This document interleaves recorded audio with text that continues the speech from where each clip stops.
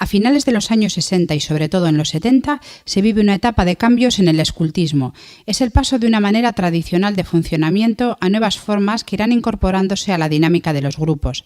La volatilidad social y eclesial del momento también afectará a la vida del escultismo en Vizcaya. Y del 65 ya empezó a romperse aquel esquema tradicional de patrulla, de pruebas de acceso, de pruebas de superación, de campamentos ordenados. Todo eso se fue rompiendo. El escultismo se fue discutiendo. Hubo como una crisis seria, sobre todo coincidiendo con el Mayo francés, ¿no? 69 y tal, ¿no? Y bueno, pues en los grupos empezaron a surgir dos críticas que fueron poco a poco avanzando hasta que empezaban a debatirse seriamente. Una de ellas era el aspecto militar que podía tener el escultismo.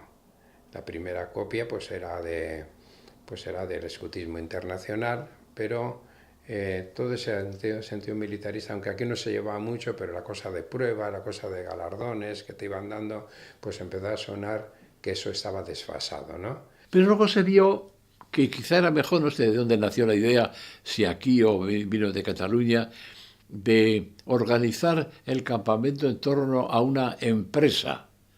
La empresa, o sea que tenía que dominar la vida del año, tenía que estar regida por un diseño de empresa. Había que escogerla y luego todo el año pues prepararla. Una primera fue hacer una película. Otra empresa fue la bajada en balsas del río Ebro, desde Sobrón hasta Miranda de Ebro. Unas balsas grandes, hechas con neumáticos de tractor grandes. Y entonces ya no había la hora de revisión y la hora de esto y la hora de la misa y la hora de no sé qué. Y eso trajo, para mí yo así lo recuerdo, un poco barullo. Y ya en los años 70, pues ya había digamos que se iban convirtiendo los campamentos en domingueros, salidas de domingueros. Y recuerdo, pues eso, llegar a un campamento a las 11 de la mañana y todos dormidos en las tiendas. ¿Por qué? Porque al día siguiente había estado en el pueblo, porque eran las fiestas del pueblo, ¿no? Yo creo es que lo que primero cayó, eso sí que cayó bastante rápidamente, cayó el tema del militarismo. Costó más el tema de la coeducación. Como también fue el momento también un poco serio, y eso sí que fue entre el 66 y el 73, que cuando se abrió una nueva división dentro del escultismo de ramas, porque antes eran los lobatos, los pequeños de todo, y luego ya todo lo más era en escut hasta la última etapa. Y entonces me acuerdo que, bueno, pues fui conciliario del grupo de los que entonces llamábamos Ranger, que sería Oñar y Jack ahora, ¿no? Y dividimos de 12 a 14 y de 14 a 16.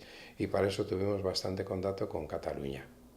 En uno de esos cursos de formación que íbamos los catalanes, la delegación nos designó a mí y a Carlos Biurrun para ir a ese campo escuela de los catalanes que hacían.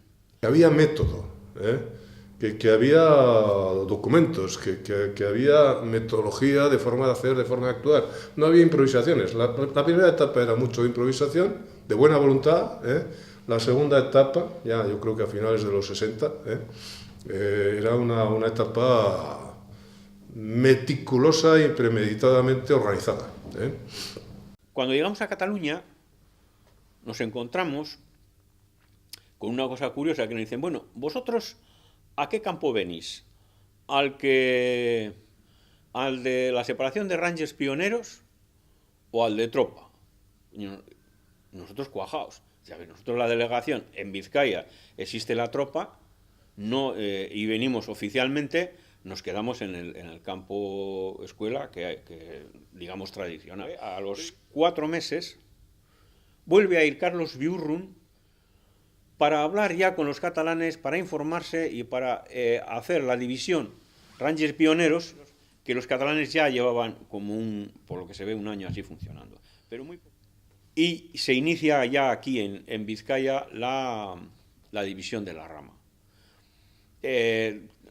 Sin grandes, digamos lentamente, los grupos van conviviendo, grupos que hacen la separación con grupos que siguen con la tropa clásica, pero poco a poco se va atendiendo ahí. Entre el 73 y el 83, pues batallas muy duras y grupos que les costó aceptar lo mixto. Luego también, avanzando el tiempo, los jefes también, pues hasta entonces había pocos universitarios.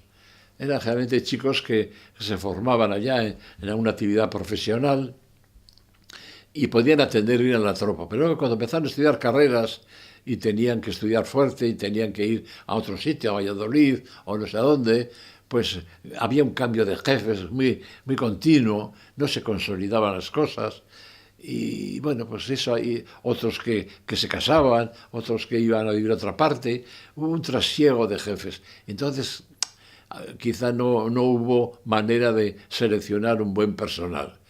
Date cuenta de que entre tanto ha nacido ETA y todos los movimientos de izquierdas. El movimiento social, la Iglesia está descolocándose la juventud. Y claro, te encuentras con que los monitores de chavales son hijos de su sitio, de su lugar, de su ambiente, son chicos y chicas de ese momento. Bueno. El año 75 creo que fue, era el año de la muerte de Franco. Aquel año era un desastre, en Algorta por lo menos, era un descalabro general. Había, pues, no sé, se metían grupos, sobre todo políticos de izquierdas, apareció por allá el PC, el Partido Comunista, el MK, creo que de orientación maoísta, el LKI, total, que me cogieron a los chicos más importantes, a los mayores, a los jefes, y a aquellos ya no les importaba el SCUD nada, todo era el partido, y bueno, era el desmadre total. Y entonces yo me veía allí completamente vendido. O sea, yo aquí no pinto nada. Y entonces un día reunía al grupo de los responsables, de los mayores y algunos padres, y les dije, mira, yo os voy a dejar, lo digo francamente. Mire, yo he trabajado con vosotros, he hecho lo que he podido, lo he pasado bien, creo que nos hemos arreglado bien, pero en este momento es que no me veo como cura aquí.